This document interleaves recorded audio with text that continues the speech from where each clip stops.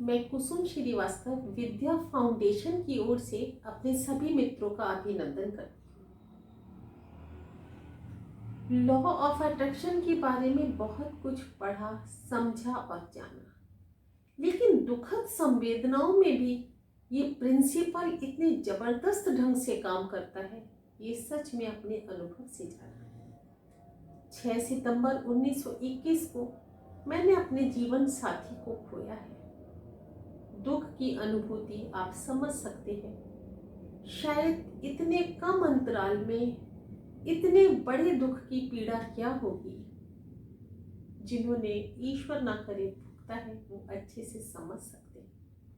लेकिन मैंने महसूस किया कि इन दिनों मेरा जब भी अपने मित्रों से या किसी रिश्तेदार से बात हो रही थी तो उसमें कहीं ना कोई ऐसी महिला, ऐसा साथी मेरी जरूर होती थी जो या तो अभी कोरोना काल के चलते या थोड़े समय पहले या बहुत ही लंबे समय से इस पीड़ा से पीड़ित है। और उनसे बात करके जब वो मुझे सांत्वना देती थी और अपने अनुभव शेयर कर रही थी तो उनमें से बहुतों का कहना था कि इतना समय गुजर जाने के बाद भी खिड़की से बाहर झांकने की इच्छा नहीं होती है। नींद की गोलियां खाने के बाद कुछ देर में नींद आती है। बहुत ही दयनीय स्थिति से गुजर रहे हैं वो लोग। मैं उनकी पीड़ा को इस समय अच्छी तरह समझ सकती हूँ, क्योंकि जाके पैर न फटी बिबाई, वो क्या जाने पीर पड़े। ये ऐसी पीड़ा है, इससे पहले सचमुच मुझे नहीं लगता था कि ये इतना असहनीय दर्द होता होगा।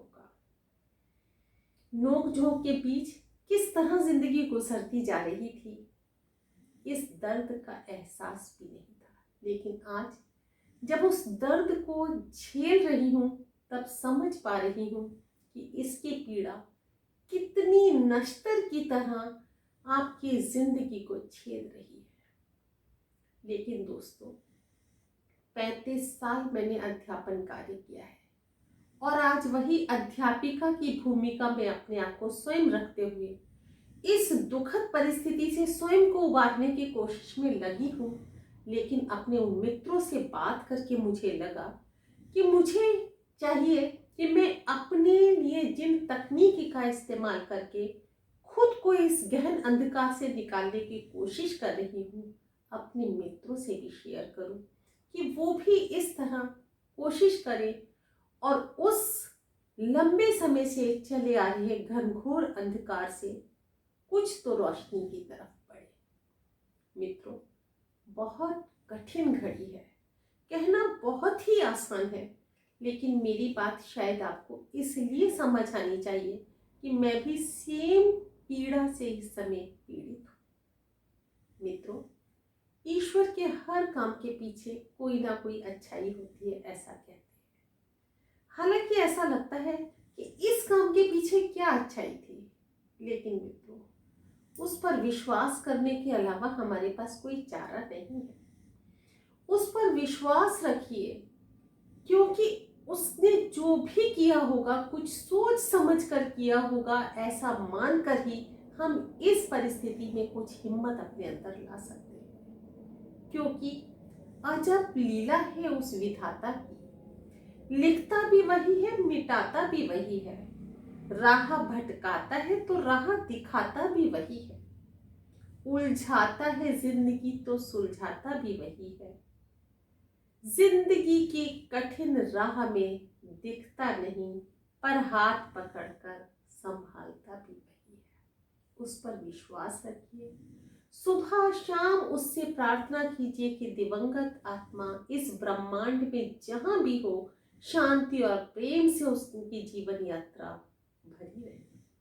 साथ ही साथ ईश्वर से प्रार्थना कीजिए कि इस घनघोर दुख से निकलने के लिए हमें हिम्मत दे, जिससे हम अपने शेष जीवन को लोक हित में लगाकर कुछ सार्थक काम करके अपने जीवन को सार्थक कर सके, ऐसा मेरा मानना है।